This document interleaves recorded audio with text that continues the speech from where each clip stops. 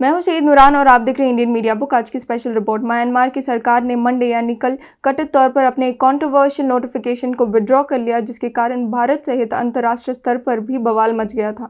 तो आखिर उस पत्र में ऐसा क्या था?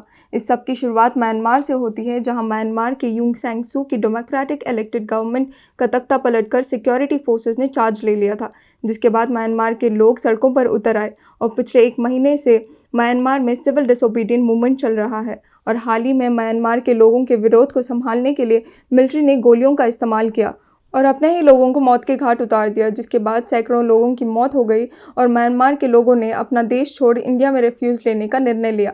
जिसके बाद union ministry of home affairs ने एक पत्र लिखा, जहां उन्होंने मिजोरम, मणिपुर, नागालैंड, अरुणाचल प्रदेश, जो इंडिया और म्यांमार के बॉर्डर रीजन्स हैं, वहां के डिप्टी कमिश्नर्स को यह आदेश दिया कि म्यांमार से आने वाले लोगों को पोलाइटली वापस भेज दिया जाए। तो इस लेटर में दिए गए इंस्ट्रक्शंस कुछ इस तरह है।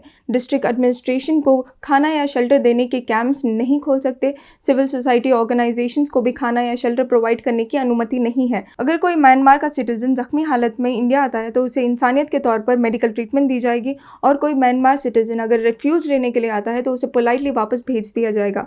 इसी के साथ ही आधार एनरोलमेंट को तुरंत ही बंद करने का और आधार एनरोलमेंट किट को सेफ कस्टडी में देने का इंस्ट्रक्शंस भी दिया गया है। इस आदेश के बाद जब भारत के दरवाजे म्यांमार के लिए बंद हो गए थे, तो यूनाइटेड नेशन के म्यांमार एम्बेसडर ने भारत से अपील की वो लोगों को रेफ्यूज दे, क्योंकि म्यांमार में ह्यूमैनिटेरियन क्राइसिस बढ़ते जा रहे हैं। पीटीआई की रिपोर्ट के अनुसार अब तक 400 लोगों की मौत हो चुकी है और साथ ही 1000 लोग बॉर्डर क्रॉस कर चुके हैं, जिसमें से 100 लोगों को वापस भेज दिया गया है।